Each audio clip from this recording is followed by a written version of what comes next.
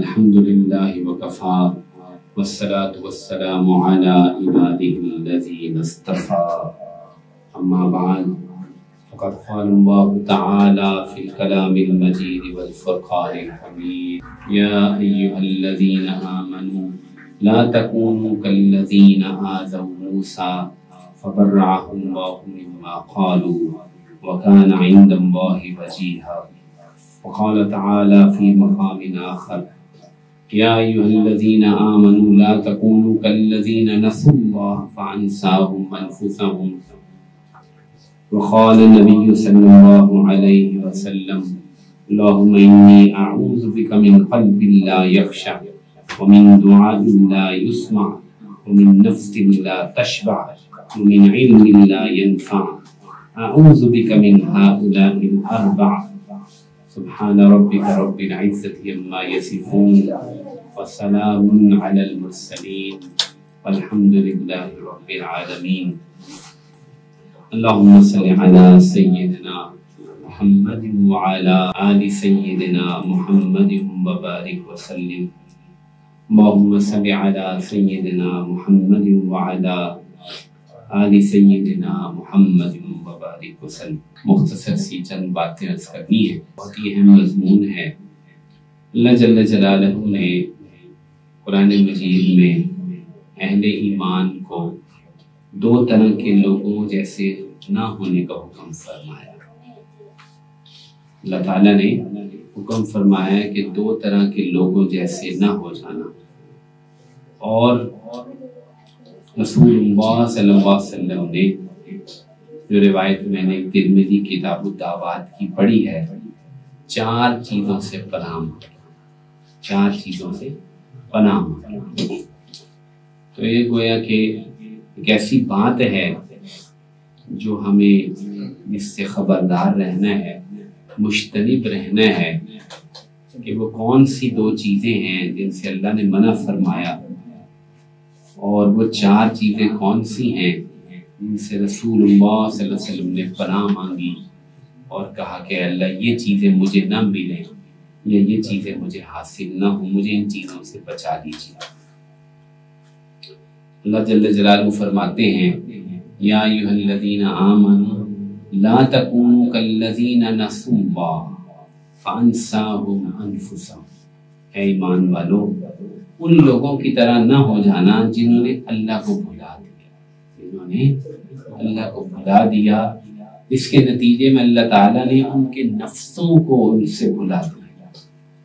یعنی کہ پہلی چیز جس سے منع کیا گیا ہے وہ ہے اللہ تعالیٰ کی ذات کو فراموش کر دینا، اللہ کی ذات کو پس پش ڈال دینا، اللہ کی ذات سے استغنا کرنا، اللہ کو بھول جانا، اللہ کے احکامات کو بھول جانا، اس کی نعمتوں کو بھول جانا، اس کے شکر کو بھول جانا، اللہ تعالیٰ کی ذات سے بے پرواہی، اس سے بڑا بھی کوئی ظلم ہوگا، اس سے بڑی بھی کوئی جہالت ہوگی کہ بندہ ایمان والا ہو، کیونکہ کہا جا رہا ہے یا ایھا الذین آمنوا، بندہ ایمان والا ہو اور اللہ کو بھول جائے، اللہ ہی سے فراموشی اختیار کرنا۔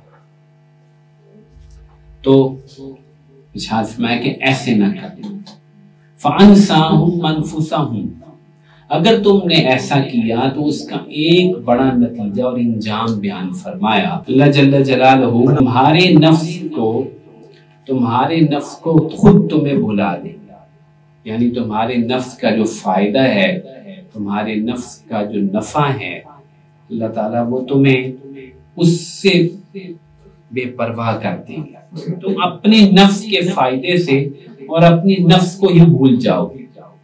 چنانچہ یہ پہلا نتیجہ ہے اللہ تعالیٰ کی ذات کو بھلانے کا، جو کہ بھلانے ہی کی صورت میں ظاہر ہوتا ہے۔ اس کو کہتے ہیں کہ جس قسم کا عمل ہوتا ہے الجزاء من جنس الاعمال، جیسا عمل ہوتا ہے ویسے ہی اس کی جزا ہوتی ہے، ویسے ہی اس کی جزا ہوتی ہے۔ تو اللہ تعالیٰ کو بھلایا تو اس کے نتیجے میں اللہ نے ان کے نفس کو فراموش کروا دیا، اور وہ اپنے نفس کے فائدے کو بھول گئے، اپنے نفس کے نفع کو بھول گئے، اور نتیجتاً بہت بڑا نقصان کر بیٹھے، دنیا اور آخرت کا نقصان کر بیٹھے۔ تو اللہ جل جلالہ کے نبی نے یہی تعلیم ارشاد فرمائی کہ ایمان والے ہر وقت اللہ کو یاد رکھیں، اور اللہ کو یاد رکھنا دو طرح سے ہے، ایک تو اللہ تعالیٰ کے ذکر کے ذریعے سے اس کی یاد میں لانا، اور ایک ویسے اللہ کو یاد رکھنا، اللہ کی ذات کو فراموش نہ کرنا۔ چنانچہ جو مشہور حدیث ابن عباس رضی اللہ عنہ کی جو چھوٹے لڑکے تھے تو آپ علیہ الصلوۃ والسلام نے فرمایا یا غلام انی اعلمک بکلمات، اے لڑکے میں تجھے چند چیزیں سکھانا چاہتا ہوں۔ اس میں سب سے پہلی چیز کیا تھی کہ اللہ جل جلالہ کو سامنے رکھنا، تعرف اللہ تجدہ تجاہک، اللہ کو یاد رکھنا، اللہ کو تم اپنے سامنے پاؤ گے۔ تو پہلی بات کیا ہے کہ اللہ تعالیٰ کی ذات کو یاد رکھو، اور یاد رکھنے کا مطلب یہ نہیں ہوتا کہ ذکر کرنا، تسبیح کرنا، وہ ایک ذریعہ یاد رکھنے کا۔ یاد کرنے کا مطلب یہ ہوتا ہے کہ اللہ تعالیٰ کی ذات کو ہر وقت ذہن میں رکھو، اس کو فراموش نہ کرو۔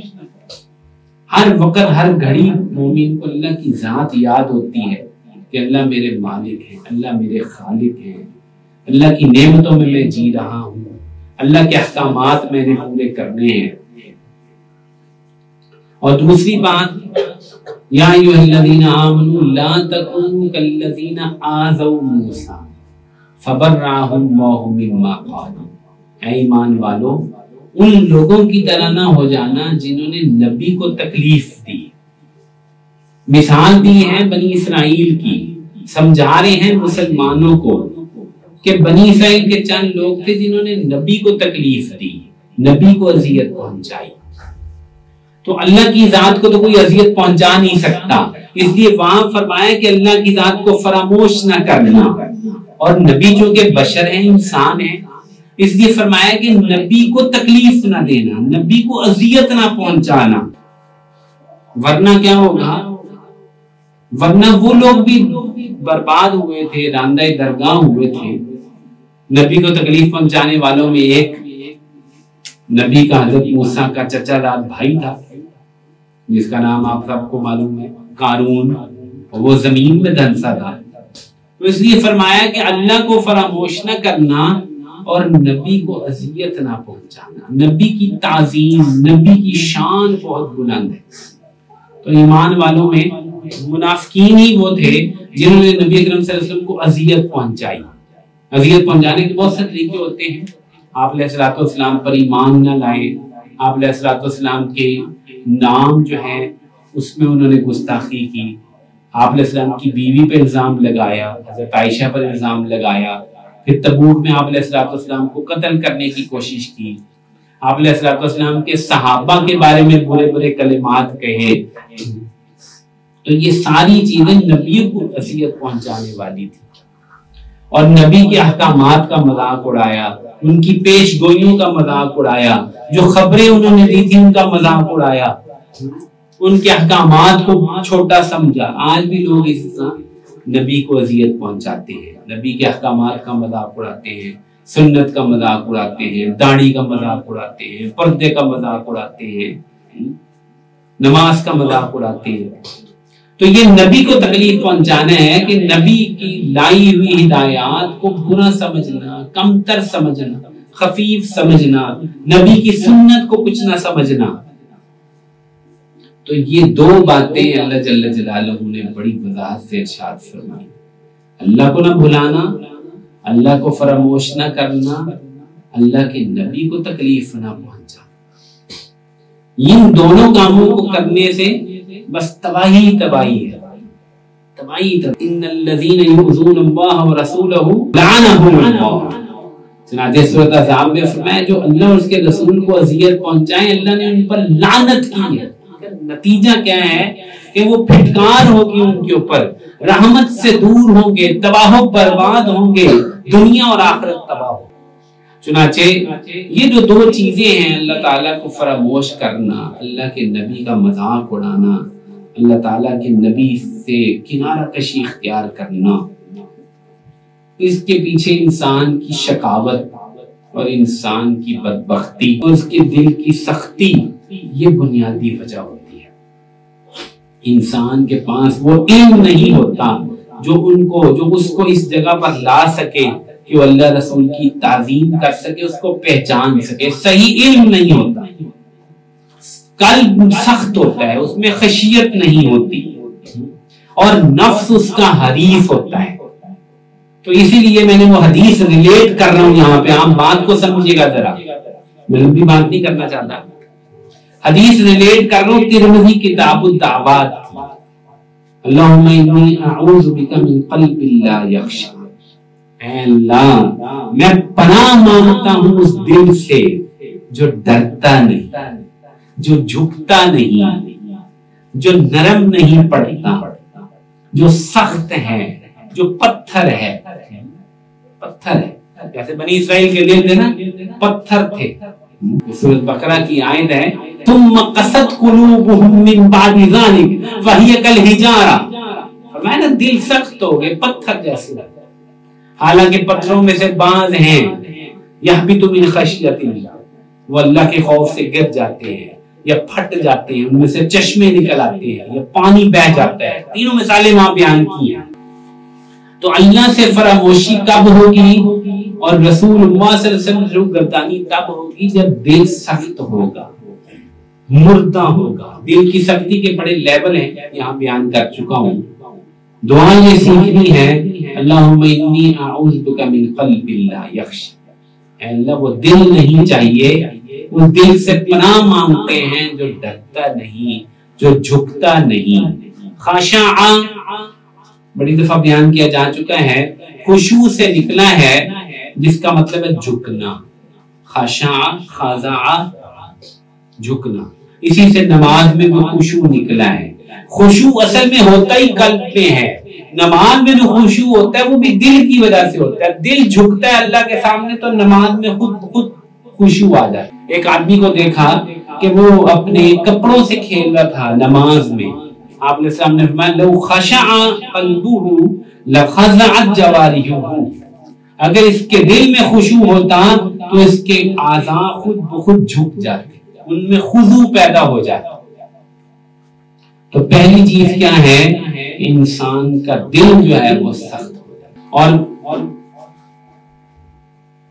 جہاں پر کفار کا تذکرہ سورۃ انعام میں فرمایا ہے لہم قلوب لا یفقہون بہا، فرمایا ان کے وہ دل ہیں جو سمجھتے نہیں، اور وہاں پہ اگلی آیت میں اس کا علاج بھی ہے۔ سارے مفسرین نے فرمایا کہ علاج اگلی آیت میں ہے وَلِلَّهِ الْأَسْمَاءُ الْحُسْنَى فَادْعُوهُ بِهَا، اللہ کے بڑے پیارے پیارے نام ہیں، اللہ کے ناموں سے اس کو پکارا کرو۔ چنانچہ اللہ کے جو خوبصورت نام ہیں ان ناموں کو پکارنے سے، اس کی صفات کو یاد کرنے سے، اس کے قرآن کو پڑھنے سے، اس میں جو موعظت ہے دل نرم ہو جاتا ہے۔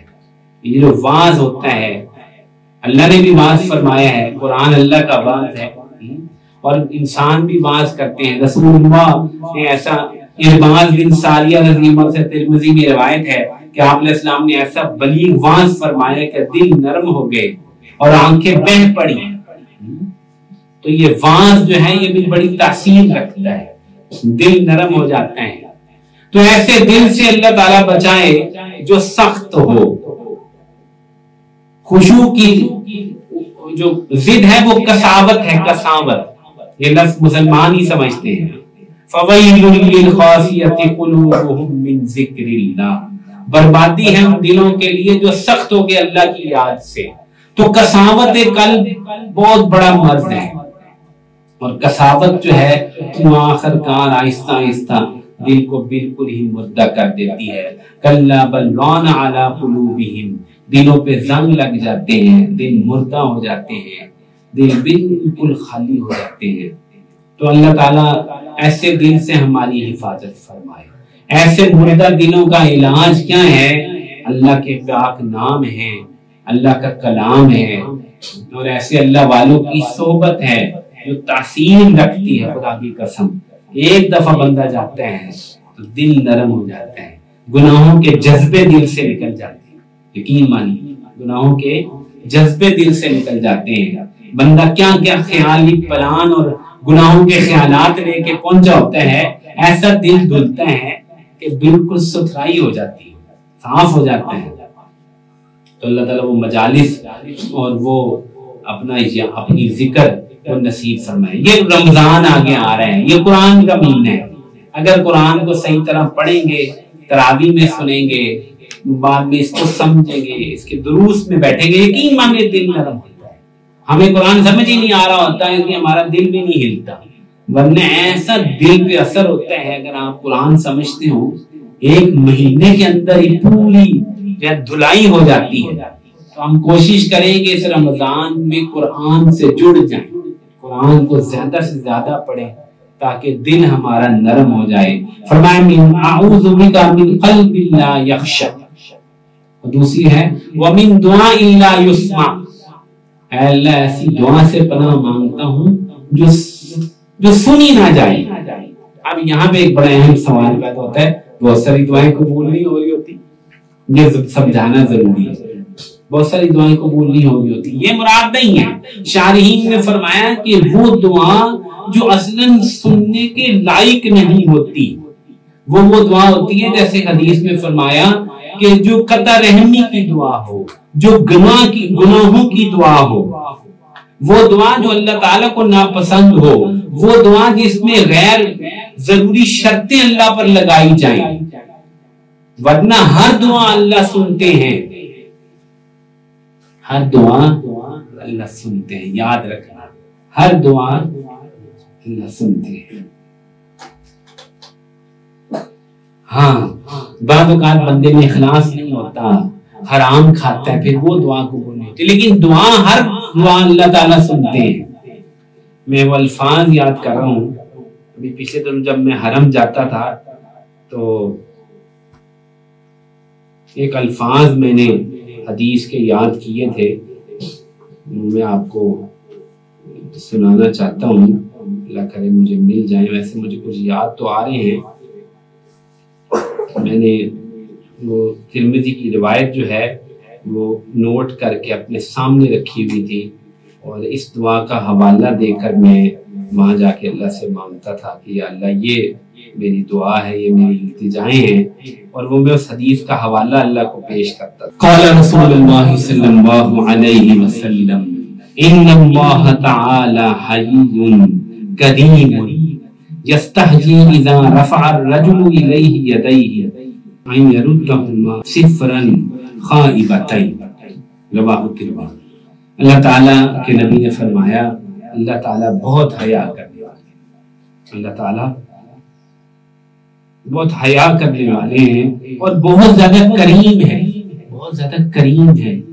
یستحیی، اللہ کو حیا آتی ہے، اذا رفع الرجل الیہ یدیہ، کہ کوئی آدمی اس کے سامنے ہاتھ اٹھائے، ان یردہما صفرا، اور وہ دونوں ہاتھوں کو خالی لوٹا دے، خائبتین یعنی خالی لوٹا دے، ناکام لوٹا دے. یہ اللہ کی شان نہیں ہے، یہ اللہ کی شان نہیں ہے، بالکل بھی یاد رکھنا. تو میں یہ جا کر اس حدیث کا اکثر اللہ کے سامنے واسطہ دیتا تھا کہ یہ اللہ کی ذات بڑی کریم، بہت حیا والی. تو اس لیے دعا جو ہے وہ قبول ہوتی ہے لازمی طور پہ، یا تو نتیجہ دیر سے نکلنا ہوتا ہے، یا اس کی جگہ کوئی اور چیز ملنی ہوتی ہے، یا آخرت میں اجر ملنا ہوتا ہے. یہ لازمی ہے یہ سمجھنا، ورنہ آدمی مایوس ہو جاتا ہے کہ یار میری دعا قبول نہیں ہوئی. تو دعا قبول ہونے کے مختلف طریقے ہوتے ہیں، لیکن یہاں جو کہا جا رہا ہے نا کہ دعا الا یسمع، وہ دعا ایسی ہے جو اللہ سنتا ہی نہیں ہے، وہ والی دعا سے اللہ بچا دے. ہاں ایسی کوئی غلط دعا کر، کوئی گناہ کی دعا، کوئی کسی کو نقصان پہنچانے کی دعا، کوئی قطع رحمی کی دعا، یہ قبول ہی نہیں ہوتی. باقی جو مانگنے اللہ سے مانگو. تو تیسری بات جو میں آپ کے سامنے روایت پڑھا تھا کہ وَمِن نَفْسٍ لَا تَشْبَعُ، فرمایا کہ اللہ میں ایسے نفس سے پناہ مانگتا ہوں جس کا پیٹ نہیں بھرتا. شبیعہ کے معنی ہوتے ہیں بھرنا، پیٹ بھرنا. تو اس سے کیا مراد؟ پیٹ تو وہی مراد ہے کہ ایسا پیٹ ہے جو روٹی کھا کھا کے بھرتا ہی نہیں ہے، روٹی کھاتا رہتا ہے، پھر اس کا دل نہیں بھرتا، پیٹ نہیں بھرتا. بعض لوگوں کو جو ہے وہ بہت زیادہ کھاتے ہیں، پھر ان کی حرص پوری نہیں ہوتی، شہوت پوری ہوتی. یہ سب سے جو ہے وہ قریب کا معنی جو سمجھ میں آتا ہے کہ ایسا پیٹ ہے جو بھرتا ہی ہے ایسا. لیکن یہاں نفس کی بات کی جا رہی ہے، یہاں نفس کی بات کی جا رہی ہے. ایسے نفس سے پناہ مانگتا ہوں جو بھرتا نہیں ہے. تو اس سے یہ بھی مراد مفسرین نے لیا ہے کہ ایسا نفس جو دنیا سے نہیں بھرتا، جو لذتوں سے نہیں بھرتا، جو عیاشی سے نہیں بھرتا، جس میں قناعت ہی نہیں آتی، جو اللہ کی تقسیم پر راضی نہیں ہوتا، جو ہر وقت کہتا نہیں نہیں اور ایسے نفس سے اللہ بچائے، ایسے نفس سے اللہ بچائے. وہ نفس اللہ دے جو بھر جائے، جو اللہ دے رہے بس اس پہ راضی ہو جائے. دنیا تو کبھی بھی نہیں، دنیا سے تو کبھی پیٹ بھرتا ہی نہیں. تو کافر وہ ہوتا ہے جس کا پیٹ نہیں بھرتا. ابن آدم کا پیٹ نہیں بھرتا، اس کا نفس نہیں بھرتا، اس کو 2 وادیاں سونے کی مل جائیں وہ تیسری مانگتا ہے. یہ حدیث میں وضاحت آ چکی ہے. ہم وہ نہ ہوں اللہ کرے، بس گزارے کے لائق زندگی ہو جائے، بس عزت سے اللہ روٹی دے دے، اور کیا چاہیے؟ کچھ بھی نہیں چاہیے. وہ سواری اللہ دے دے جیسی بھی ہو، سواری ہوتی ہے. چھت اللہ دے دے جیسی بھی ہو. کتنے ہیں جو بے گھر ہیں. ہم سمجھتے ہیں کہ میرا اپنا ذاتی مکان نہیں ہے تو میرے پاس کچھ نہیں ہے. بھائی کرائے کا مکان ہے نا، تب بھی چھت دی ہوئی اللہ نے، بہت شکر کیا کرو. کرایہ دیتا ہے نا اللہ تو مکان رہ رہے ہو. کتنے ہیں جن کے پاس کرایہ بھی نہیں، وہ بیچارے پتہ نہیں سڑکوں پہ سوتے ہیں. تو اس لیے فرمایا اے اللہ میں ایسے نفس سے پناہ مانگتا ہوں جو بھرتا نہ ہو. اور آخری فرمایا اے اللہ، اس میں سب سے زیادہ میں اس کو یہ والی دعا مانگتا ہوں، اللہ میں ایسے علم سے پناہ مانگتا ہوں جو نفع نہ دے. من علم لا ينفع، اللہ میں ایسے علم سے پناہ مانگتا. تو جو اللہ کو فراموش کرتے ہیں نا، جو رسول اللہ صلی اللہ علیہ وسلم کو اذیت پہنچاتے ہیں، ان کے احکامات کو چھوٹا سمجھتے ہیں، ان کے پاس اصل میں وہ علم ہی نہیں. جس کو آئے لوگ علم سمجھتے ہیں نا، وہ علم نہیں ہے. یہ ایسا علم ہے جو ان کو نفع نہیں دیتا. علم وہ ہوتا ہے جس سے آدمی کی جو ہے نا اصل بصیرت اس کو کھل جائے، اس کو اللہ رسول کی وقت پتہ چل جائے، اس کو آخرت نظر آنی شروع ہے. علم وہ ہوتا ہے جو حقیقت کے پردے کھول دے، جو دنیا کی حقیقت سمجھا دے، جو اللہ رسول کے احکامات میں نجات دکھا دے. وہ علم ہوتا ہے. وہ علم بہت کم ہے میرے دوستو. اسی اللہ تعالیٰ کے نبی نے فرمایا کہ اللہ اس علم سے مجھے بچا لے جو فائدہ ہی نہ دے. وہ علم تو الٹا نقصان کا ذریعہ ہوگا، پکڑ کا ذریعہ ہوگا. روز قیامت پوچھیں گے علم دیا تھا کیا تو نے عمل کیا، بتا، پھر کیا جواب دیں گے؟ تو خلاصہ کلام یہ ہے کہ آخر میں فرمایا اعوذ بک من ہؤلاء الاربع، اللہ ان چاروں سے مجھے بچا دیجئے. یعنی پہلے ایک ایک کر کے مانگا، پھر کہا اللہ سب سے مجھے بچانا، کوئی ایک میں بھی مبتلا نہ کر. تو ہم نے کیا کہا کہ اللہ نے فرمایا کہ اے ایمان والو، ان لوگوں کی طرح نہ ہو جانا جو اللہ کو بھلا دے، یعنی فراموش کر دے، اور ان لوگوں کی طرح نہ ہو جانا جو نبی کی کو اذیت دے یا نبی کی تحقیر کرے. اس کی وجہ یہی ہے، سخت قلوب ہے اور نفس ہے جو دنیا سے بھرتے نہیں، اور علم ہے جو نفع نہیں دیتا، غیر نافع علم ہے. اس لیے میں نے اس حدیث کو اس بیان میں ساتھ جوڑا کہ یا اللہ ہمیں ان چیزوں سے بچا دیجیے. اور یہ جو مردہ دل ہے اس کو سب سے پہلے لے کر آئے ہیں، وہ دل جو ڈرتے نہیں، جو سخت ہیں، جو مردہ ہیں. اللہ ہمارے دلوں کو زندہ فرمائے، ذکر کی توفیق دے. رمضان ایک بہانہ ہے دل کو زندہ کرنے کا. رمضان سے فائدہ اٹھائے اور قرآن سے جڑے. اب تو میں اس دن بیان کر رہا تھا، میں نے کہا بہت ہی کم لوگ ہیں جو تراویح پڑھتے ہیں. اب تو برا ہی حال ہو گیا. روزے بھی رکھنے والے گھٹ گئے، تراویح پڑھنے والے بھی. بھائی انہی 2 چیزوں سے مغفرت ہو جائے گی. کچھ بھی اور نہ کرو، روزہ رکھ لو، تراویح پڑھ لو. تراویح پڑھ لو بھائی. 1 گھنٹہ 1.5 لگتا ہے، کیا فرق پڑتا ہے؟ 1 گھنٹہ 1.5 لگتا ہے. وہ مزاحن وہ حضرت سید سردار شاہ صاحب جو ہے نا، وہ اس دن جب جا رہے تھے نا تو ایسے ہی بات ہوئی تو وہ کہنے لگے کہ بھائی ہمارے ہاں تو جو ہے وہ تیز ہی ذرا تراویحوں کا رواج ہے، تو سوات میں ایک ٹوڈی کاری صاحب ہے. ٹوڈی کاری صاحب. تو ہم نے کہا یہ ٹوڈی کاری کیا ہوتا ہے؟ کہتے ہیں وہ بہت مشہور ہیں کہ وہ 2D کی سپیڈ سے قرآن پڑھتے ہیں، 2D گاڑی کی سپیڈ سے قرآن پڑھتے ہیں، ماشاءاللہ وہ آدھے 40-45 منٹ میں 4-5 سپارے پڑھ دیتے ہیں، اور واقعتاً 2D کاری ہے۔ اس کے بعد اگلا کاری تو راکٹ کاری ہوگا میرا خیال ہے، راکٹ کاری ابھی نکلا نہیں، 2D کاری نکلا ہے۔ تو یہ تو حال ہے ہمارا، قرآن تو ہم سے سنا نہیں جاتا۔ چلو بھائی جیسے بھی سن سکتے سن لو یار، 20 تراویحاں پڑھ لو، قرآن سن لو، انشاءاللہ قرآن سننے کا بڑا نفع ہوگا۔ تو اللہ تعالی ہمارے دلوں کو زندہ فرمائے۔ قرآن ہی مردہ دلوں کی علاج ہے، اصل علاج دلوں کے مردہ دلوں کا علاج قرآن ہے، اللہ کا ذکر ہے، اور یہ اللہ کی صفات ہیں، وَلِلَّهِ الْأَسْمَاءُ الْحُسْنَى، اور یہ بھی چونکہ قرآن میں ہی جگہ جگہ بیان ہوئی ہیں، اسماء حسنہ قرآن میں بہت زیادہ تفصیل سے بیان ہوئے ہیں، تو اس لیے اسماء حسنہ کو ہم پڑھے بھی، اور قرآن میں بھی جو اسماء حسنہ آئے ان پہ غور کریں۔ اور جو دعا ہے، دوسری چیز جس دعا سے پناہ مانگی گئی کہ جو سنی نہیں جاتی، اللہ ہمیں وہ خشوع خضوع والی دعا نصیب فرما دے جس سے ہمارا اللہ سے تعلق جڑ جائے۔ کیا دعا مخ العبادہ، عبادت کریں گے نا تو اس کے بعد زاری اور جو ہے نا وہ رو رو کے دعائیں مانگنی، یہ جو دعا ہوگی نا اس سے بہت اللہ سے تعلق جڑتا ہے، بہت زیادہ تعلق جڑتا ہے۔ ہمیں دعا صحیح مانگنی نہیں آتی، تو ہم دعاؤں کو سیکھیں، دعاؤں کو مانگیں، گھنٹوں مانگیں اللہ سے تعلق بنائیں، اللہ سے باتیں کریں، تو انشاءاللہ ہمارا دل روشن ہوگا، اور قرآن کی اور دعا کی برکت سے اور تہجد کی برکت سے اللہ تعالی ہمیں انشاءاللہ ہمارے نفس کو بھی سیر فرمائیں گے، اور اللہ تعالیٰ سے وہ علم مانگنا چاہیے جو علم نافع ہو۔ اللہ تعالیٰ ہمیں علم نافع نصیب فرمائے، اللہ تعالیٰ ان چیزوں سے ہمیں بچا دے جو روز قیامت ہماری پکڑ کا ذریعہ ہوں۔ اللہ جل جلالہ آپ تمام حضرات کو ہمیں رمضان نصیب فرمائے۔ وآخر دعوانا الحمدللہ رب العالمین۔